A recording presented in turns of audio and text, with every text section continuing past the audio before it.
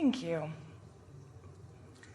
I've heard Abraham talk before about if you're not letting go of beliefs in every moment, then you're not moving forward, you're not evolving, you're not experiencing this. Well, it is a sentiment that we have because beliefs are so much wrapped around what is. And if you are really a what-is-er, believer in what-is-er, then you're not allowing yourself to focus forward. We may not be as specific about it as to say in every moment if you're not. We're just saying beliefs are old thoughts. Yes, patterns of thought. Beliefs are thoughts that you have been thinking. And every single thought that you have been thinking has an improved version. Yes. Every single one. I cannot help but extrapolate what you talked about with the teacher and the student to all of us, right? Yeah. All of us being teachers, all of us being Yeah. students. Yes. And I think there is some...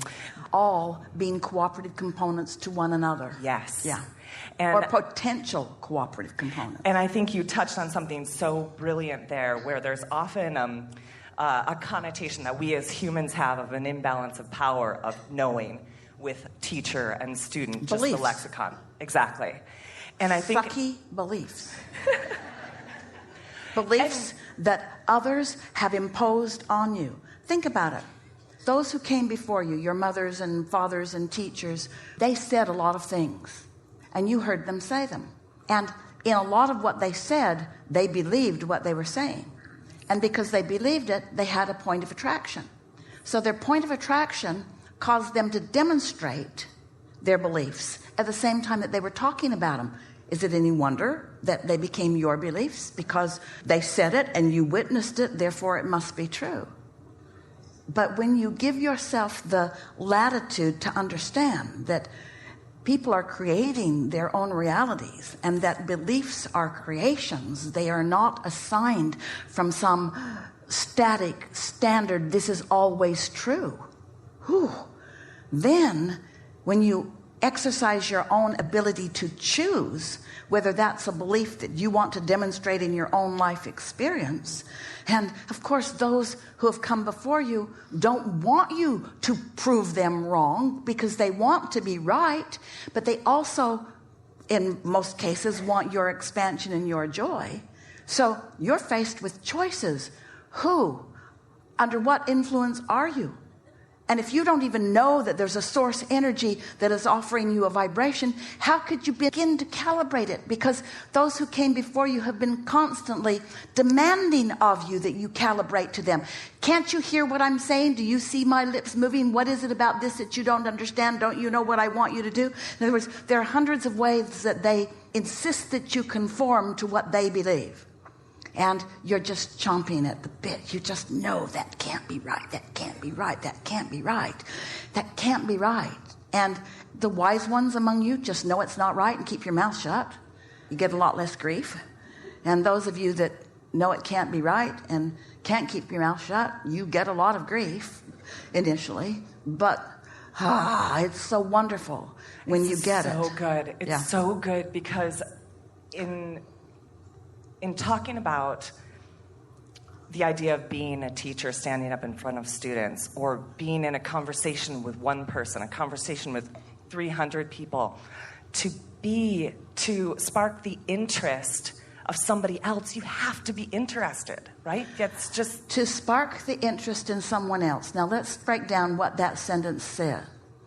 To have a vibration so active in me that it has the potential of activating the vibration in another. To have an idea so active in me because I'm synced up with source and therefore I'm 1,000,000 times more powerful than one who isn't. To have a vibration so active in me that the probability of activating it in another is so much greater. That's true power of influence. And of course, you could never activate something in another that wasn't for their highest good. Because you're hooked to the highest good before you have the power. And the very nature of, I find, finding what and witnessing what lights people up is the best scavenger hunt of my life. I think it's why I'm put on this earth. I think actually it's probably why we're all put on this earth, to just be able to witness and experience and celebrate in that, watching somebody who does what light you up because you yourself are actually doing what you just said is absolute. And so therefore, can you take it to the next level? Can you imagine how your inner being feels when you light up? Just the sheer act of lighting up means calibrating to all that you are and all that you have so far become. So far become. So far, so far, so far. To the best of my capability in this human experience, yes. To the furthest expanded current temporary reach of my ability. Because you're not ever going to get it done. You can't get it wrong. You never get it done. You can't get it wrong. You're not ever going to get it done. You can't get it wrong. And that's why we want you to relax in your incompleteness and celebrate it. Because eternity depends on you being willing to be incomplete. Because in the moment you believe that you've got it all, you shut down. You don't reach anymore. And that's when people feel saddest. When they're not reaching. When they're not letting themselves want. Yeah. So good. Yeah. And I think it's also why everything is a co-creation, because if I'm in a space where... Why? Why is everything a co-creation? Because when I have such a pure desire of wanting to see you do what lights you up and feel what lights you up, then I am in that space of what we all share at the place, which you're all one source energy in a vortex where we are all connected on that level. But let's be clear about this. Wanted or unwanted, you can light people up on unwanted things too. What have you heard? Nothing about you. But that's important to know. And you are influential beings. And when you get momentum going, because people already have propensities, they're already in a vibrational arena or genre or readiness. And so when you get hooked into something, but it's so much better to acknowledge the difference in lining up with your inner being and your inner being's therefore point of attraction on your behalf. When you cooperate, when you become a cooperative component to your own desires and your own becoming, oh, it's such a powerful point of attraction. And when you use the term light someone up, that's what you meant. Yeah.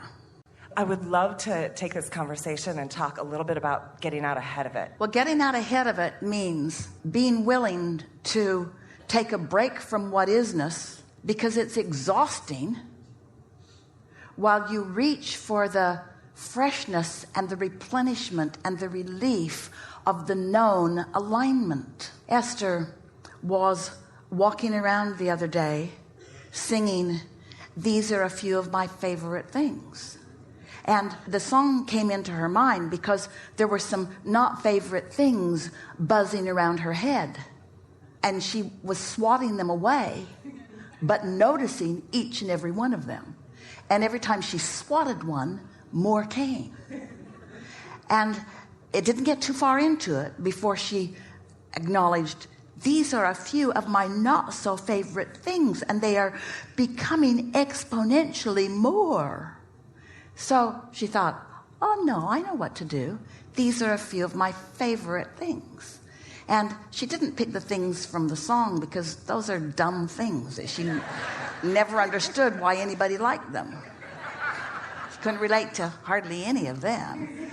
But oh, she's got a list of favorite things, favorite moments in time, favorite pieces of conversation with grandchildren and children and friends, and favorite moments in time in what she's seen on the planet. In other words, when you get on that wavelength, these are a few of my favorite things, your inner being has collected albums of all of them.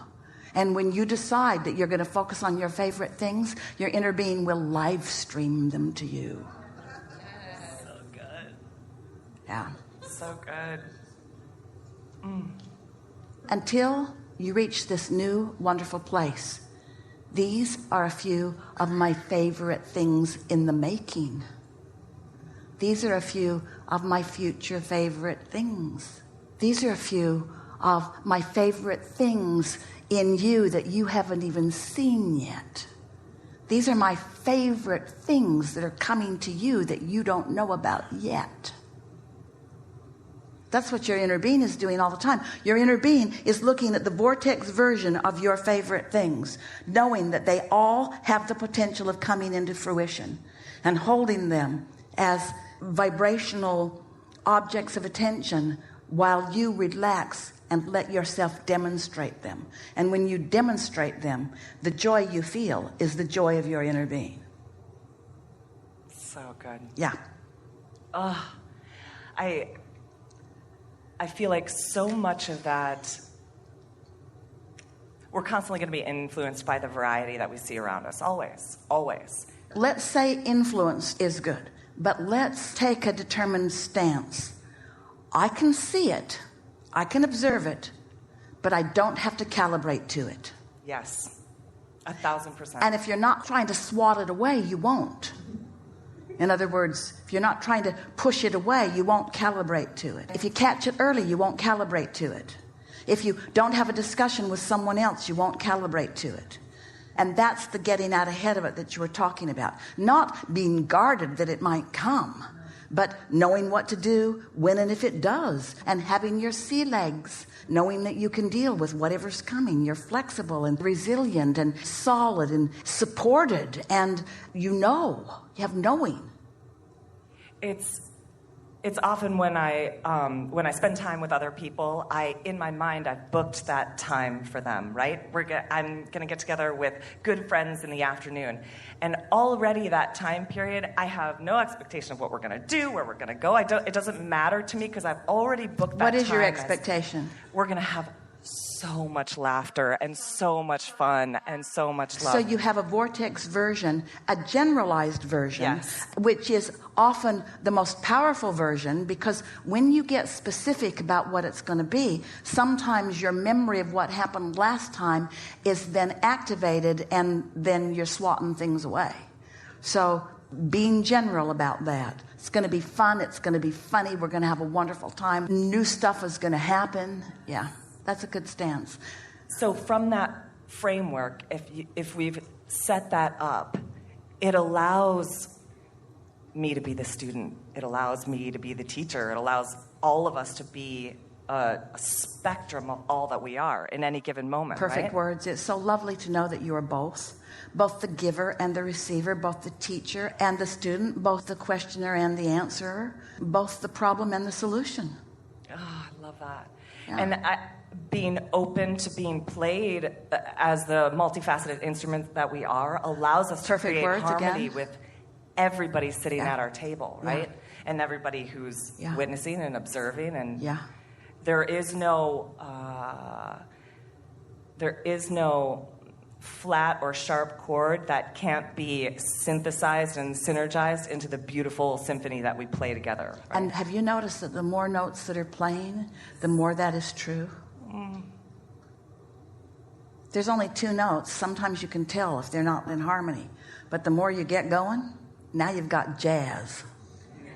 Doesn't that allow us to allow people to be the notes that they are in any given moment? And isn't that what pure alignment is? So good. Thank you. Really good. Really good.